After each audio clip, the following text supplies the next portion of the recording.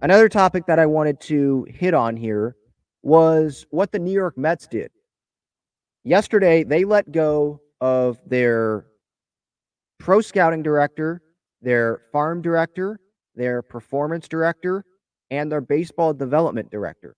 Now, all of those roles, I don't know what some of those guys do, but that obviously got me thinking, what if the Padres did that? Would you be happy if the Padres decided to let go of their pro scouting director, their farm director, player development director, whatever those roles are, decided to let go of those guys? Would that do enough for you? But AJ Preller stayed because if you look at those moves yesterday, Billy Epler is still running the New York Mets.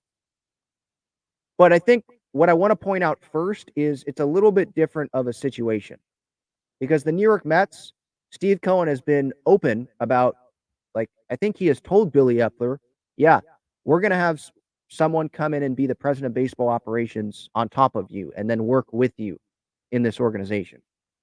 So Billy Epler knows that. That's not what is happening with the Padres. AJ Preller is the president of baseball operations and he is the general manager. There's no vacant president of baseball operations and just AJ is the GM. He is both. So that's a little bit of a difference here. I could see what the Mets are doing. Then maybe they bring David Stearns in, who stepped down with the Brewers. I think he's still kind of working with them, but stepped down. He, I believe, is from the area with the Mets. I think he grew up a Mets fan, so that seems like a logical fit there. Obviously, much more resources with the Mets than he had with the Brewers in terms of like money. So see him go there, and then he brings in his guys to be like scouting and farm and player development, stuff like that. I could see that with the Mets, and that's why they're doing that just in advance of that. So they don't have to make those moves in the offseason. They just let those guys go now, whatever. But with the Padres, I don't see them saying, I don't see Peter Seidler going to AJ Preller and saying, hey, you're not the president of baseball operations anymore. I'm removing that tag from you, and you're just the GM. When we know AJ Preller is loved by Peter Seidler, Peter Seidler called AJ Preller excellent. You know, AJ is excellence in the middle of this season when they were on a terrible road trip and they were in Cincinnati talking to Kevin Acee. Oh, AJ is excellence. He's going nowhere. He and Eric Gruppner are going nowhere. Right? That's a little bit different of a situation than Steve Cohen with Billy Epler and the New York Mets. And AJ obviously has a contract, I think, through 2026, either through 2025 or 2026. So he's here. I don't see Preller having that president title removed and then them bringing in someone like James Click or, I don't know, someone from the Dodgers or Orioles or Braves or whoever, or bringing in Theo Epstein. I don't even know if he wants to do it. He'd probably be a little bit handicapped with all the money that they have already spent. So it feels like it's going to be an AJ Preller thing. Maybe there's going to be some shuffling in the front office and in the scouting or player development, or they just bring in some guys. But I don't think that's going to really do anything for the fan base because does the fan base really care about these guys?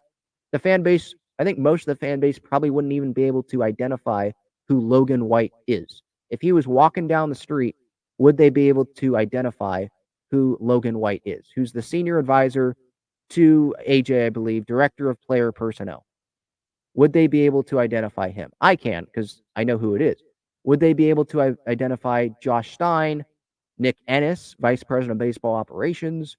Would they be able to identify anyone that's working like baseball systems, baseball research and development, sports science, um, player development, director of player development, Riley Westman?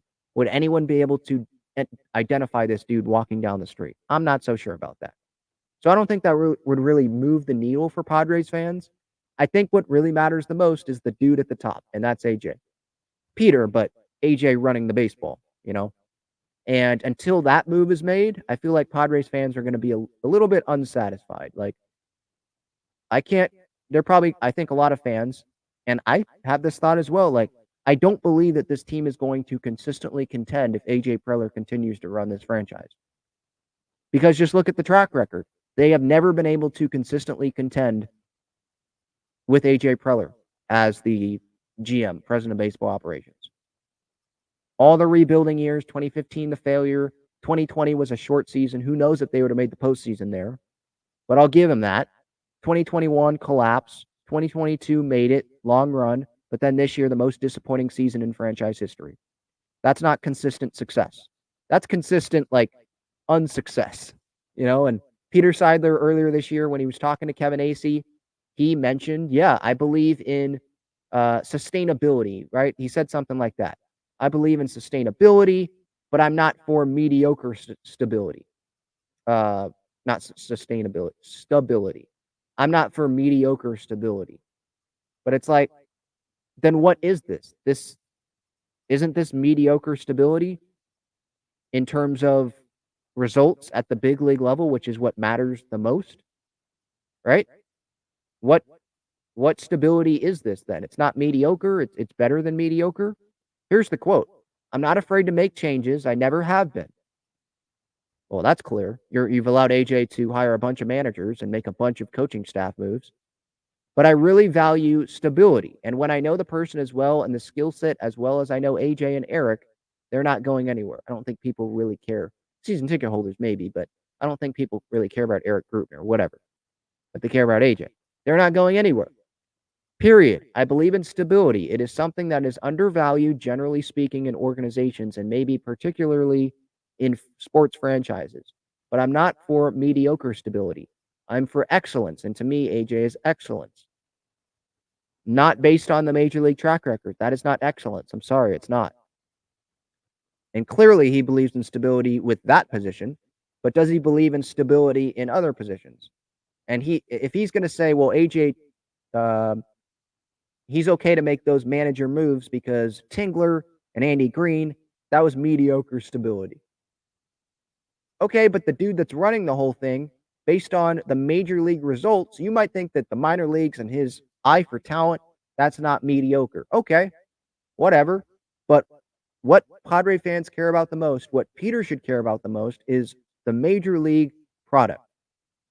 That's what makes him the money, right? If he wants to view it as a business, that's what makes him the money. And if he wants to win the whole thing, the World Series, which matters to him the most, I would think, the major league level is there. So you look at the track record, and that's not that's not better than mediocre stability. So should the Padres do what the Mets did? Maybe they should, but is that going to change things at the major league level?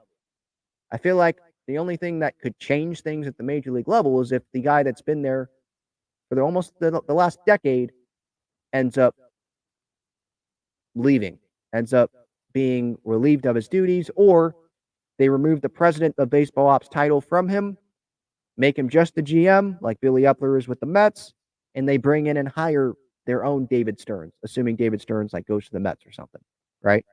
So those are my thoughts on that.